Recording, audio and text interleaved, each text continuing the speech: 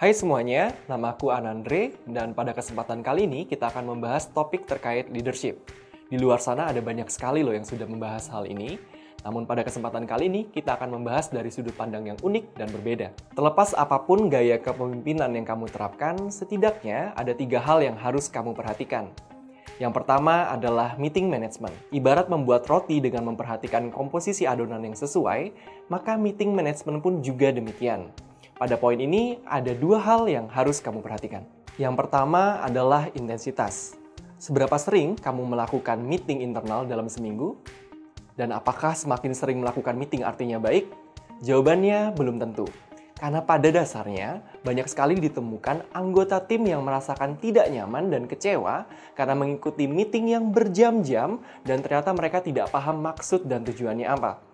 Dampaknya, fokus dan konsentrasi mereka serta ritme kerja mereka menjadi terganggu.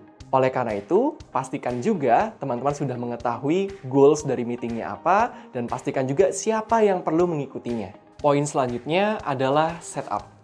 Pada dasarnya, dalam sebuah meeting itu terdiri dari 3 bagian, yaitu prolog, isi, dan penutup.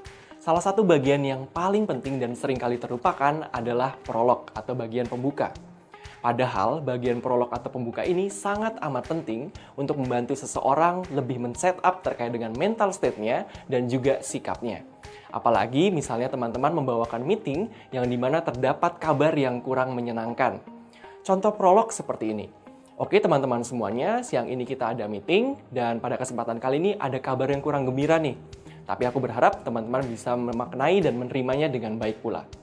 Contoh prolog sederhana seperti itu ternyata sangat amat efektif untuk membantu seseorang lebih aware dan siap untuk menerima informasi setelahnya.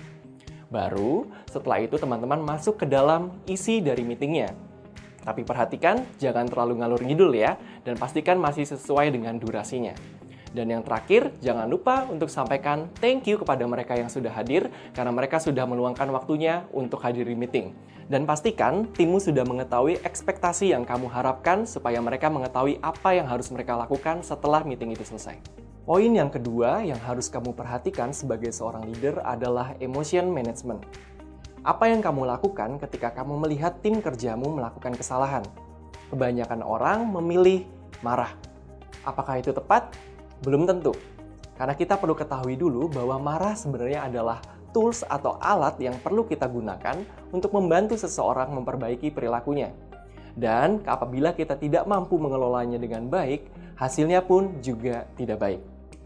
Nah, hal ini yang harus kamu perhatikan sebagai seorang leader, karena kita perlu mampu memilah dan memilih mana situasi yang membutuhkan rasa marah dan mana situasi yang tidak membutuhkan rasa marah. Ingat, marah itu butuh energi loh. Dan kamu bayangkan ya, kalau misalnya kamu sebagai seorang leader, ternyata energimu habis terbuang karena kamu sudah marah. Nah, padahal sebagai seorang leader, kamu membutuhkan energi itu untuk mengambil keputusan segera setelah permasalahan itu terjadi. Dan yang harus kamu ingat, bahwa keputusan yang terbaik biasanya berasal dari pikiran yang jernih. Poin yang ketiga dan terakhir adalah mindset bahwa kamu tidak mungkin menyenangkan semua orang. Ini adalah mindset yang perlu kamu pelajari, khususnya bagi kalian yang masih merasakan sungkan dan tidak tega untuk menegur teman kerja yang ternyata mereka juga adalah teman baikmu. Percayalah, semakin kamu berusaha untuk menyenangkan semua orang, maka kamu tidak akan menyenangkan siapapun. Ini adalah harga yang harus dibayar sebagai seorang leader. Tugas kita sebagai seorang leader adalah memastikan bahwa tim kerja kita bertumbuh dan berkembang sesuai dengan porsinya masing-masing. Ada yang berkembangnya cepat, ada yang berkembangnya sedikit lebih lambat, dan ada yang selalu setuju dengan ucapanmu, ada juga yang selalu tidak setuju dengan ucapanmu. Oh iya, kualitasmu sebagai seorang leader itu ditentukan dari bagaimana caramu untuk menghandle situasi yang penuh tekanan dan konflik. Terkadang, apapun pilihan yang kamu ambil sebagai seorang leader, pasti selalu ada yang tidak setuju dan kecewa dengan pilihanmu. Tapi, itu tidak masalah dan tidak apa-apa sekali. Karena itu adalah seni dalam kepemimpinan. Demikian sharing leadership kali ini. Don't forget, you are a good leader. See you next time.